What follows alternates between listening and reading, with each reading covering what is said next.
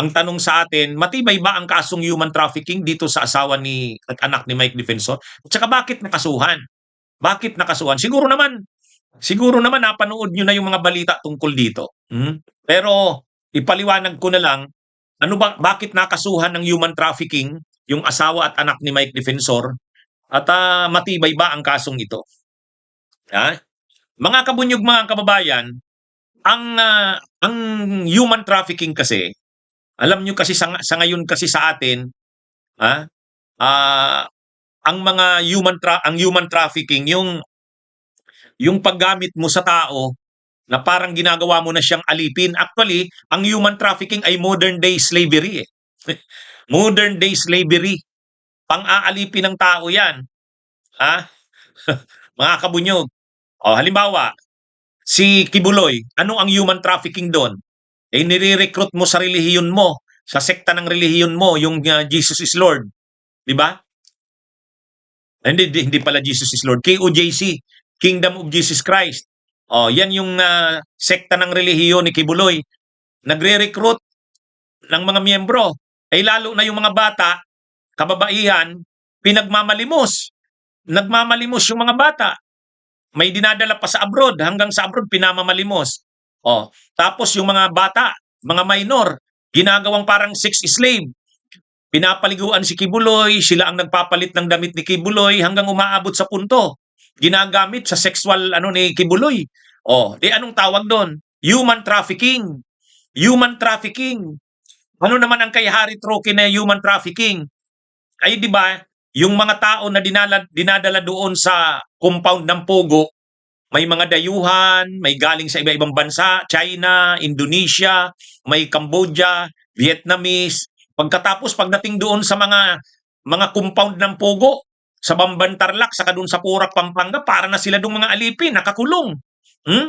Totoo, mayroon na silang pagkain doon, may tulugan, pero para silang alipin na nagtatrabaho doon, parang mga Tapos kapag hindi ka sumunod, mayroon daw mga tinutorture, may torture room doon. Mayroon pa nga daw pinatay. So anong ibig sabihin nun? Yung mga compound ng Pogo ay ano na siya, para na siyang mga alipin ang tao.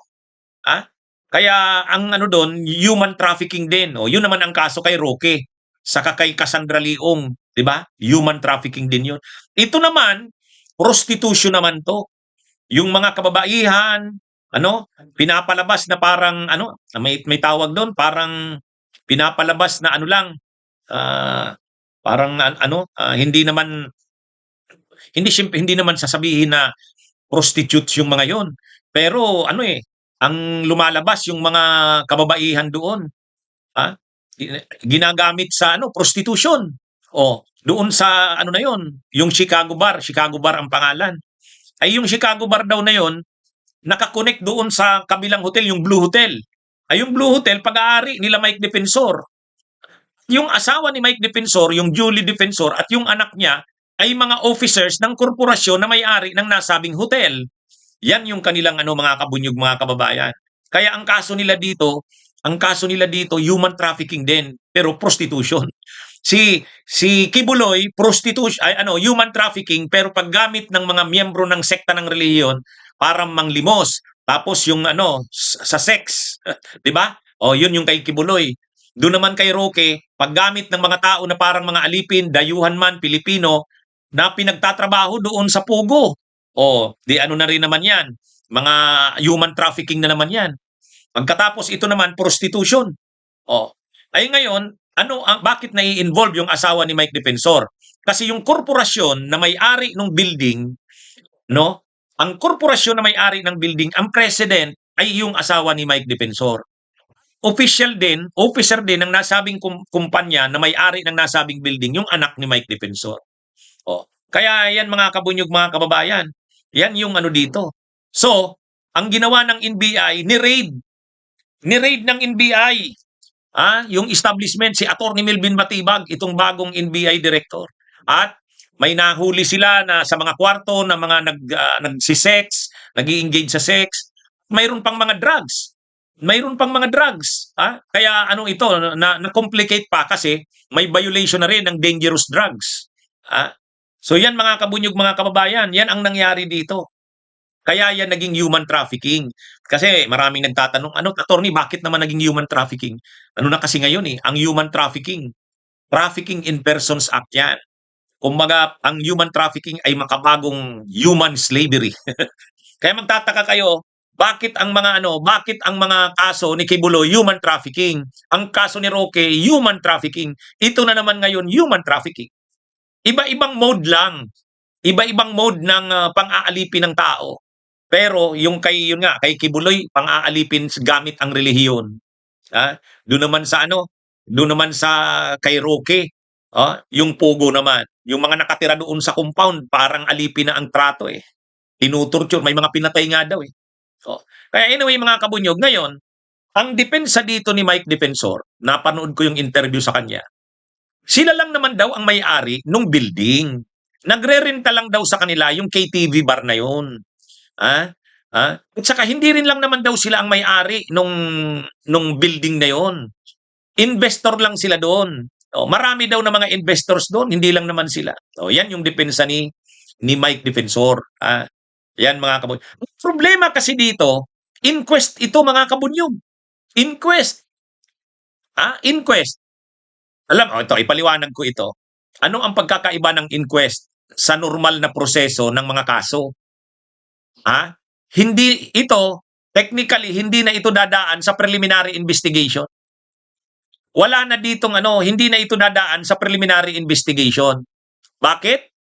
Ano ba ang purpose ng preliminary investigation? Ang purpose ng preliminary investigation, to determine probable cause. Di ba? Sa ngayon, hindi na probable cause lang. Reasonable certainty of conviction saka prima facie evidence. Yan yung purpose ng preliminary investigation. Kaya lang, dumadaan lang sa preliminary investigation kapag hindi naaktuhan. Ito kasi caught in the act ito eh. Caught in the act, di ba, ni-raid nila Attorney Matibag. Pagka-raid nila, may naaresto sila doon. May mga naaresto sila doon na mga tao. Mayroong mga nasa isang kwarto nga, nagda-drugs. May mga drugs sa table. Yung mga babae, inaresto nila. Tapos mayroong may lalaki, may babae doon sa isang kwarto. Kaya yun, mga caught in the act. Ngayon, dahil caught in the act, hindi na ito dadaan sa preliminary investigation. Dadaan ito sa inquest. Nakuha niyo mga kabunyog? Inquest na ito.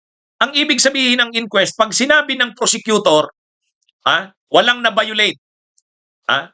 Kumbaga kakatigan ng prosecutor yung may prima facie evidence at mayroong reasonable certainty of conviction kasi nga caught in the act huli sa akto huli sa akto. Ngayon dahil mga huli sa akto, hindi na ito dadaan sa preliminary investigation. Diretso kulong na ito Diretso kulong na. Kaya lang, pwede silang mag-avail ng preliminary investigation. Mayroong ganong rights. Pwede silang mag-avail ng preliminary investigation, pero nakakulong muna sila. Diba?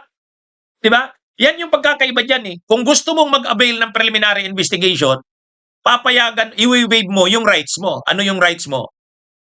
Diba kasi hindi ka pwedeng ikulong ng halimbawa more than 24 hours nang wala kang kaso.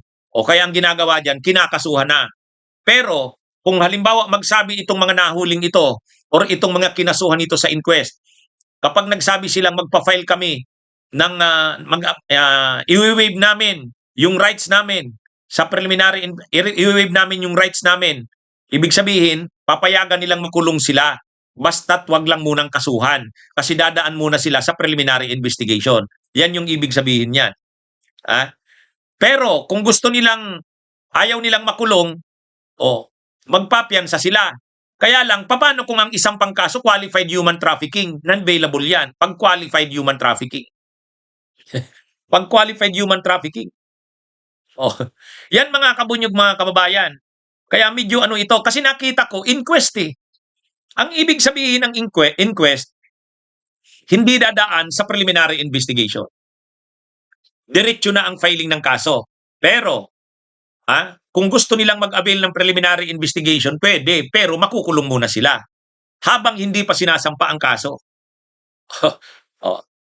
Ano ito mga kabunyog? Itong mga ang depensa kasi ni Defensor dyan, ang ni Mike, yung asawa niya at saka yung anak niya, may hindi naman naaktuhan doon. Siyempre, ang magiging depensa nila diyan, sila yung may-ari ng hotel. Pero yung mga occupants doon, yung mga KTV bar daw, hindi naman. Kaya lang, ano to eh, kapag nai-involve ang korporasyon na may-ari ng building, kapag nai-involve sa krimen ang korporasyon sino ang kakasuhan mo? Siyempre yung mga officers ng korporasyon, ang criminally liable dyan, yung officers ng korporasyon. oh. Alam nga namang criminal case ito. Anong mangyayari? Kakasuhan mo yung corporation. Okay, di sinong mananagot sa ngalan ng korporasyon? So ang criminally liable dyan, yung mga officers. Sino ang officers? Yung asawa ni Mike at saka yung anak niya. Yan yung ano dyan. Yan yung ano dyan. Ang problema dyan, kung mayroong mga testigo na magsabi, hindi sila simpleng ano lang. Sila defensor, sila Julie defensor at yung anak niya, hindi lang yan simpleng may-ari ng building. Sila mismo ang may-ari nitong KTV bar. Naka-front lang yan. Paano kung mayroong testigong ganyan? Lalong lalalim yan. Lalong lalalim ang involvement niyan. Kasi yung depensa kasi ni Mike, ano yon? Siyempre, ang depensa mo dyan, kami lang naman ang may-ari ng building. Yung KTV bar doon, iba yon. Yung Chicago bar, iba yon. Hindi sa amin yun. Paano kung yung mga nahuling empleyado ng Chicago bar ay magsabing, hindi, ang may-ari ng Chicago bar ay sila defensor din. Lagi silang nandito. Nagmi-meeting yan, tapos sila rin ang nagsisweldo sa amin. Paano kung mayroong mga ganong testigo? Lalalim yan. Ibig sabihin, hindi na pwede yung depensa ni Mike. Hindi na pwede yung depensa na yon. Kasi yung depensa na yon na korporasyon naman ang may-ari niyan at sila Mike Defensor ay isa lang sa mga investors diyan. Yun ang lusot. Napanood ko na yung interview kay Mike, ganun ang depensa niya eh. Pero kaya lang, ito yan. Paano kung may mga testigo na magsabi na hindi, ang may-ari nitong KTV bar na to ay sila sila defensor din. Sila ang nagsisweldo sa amin.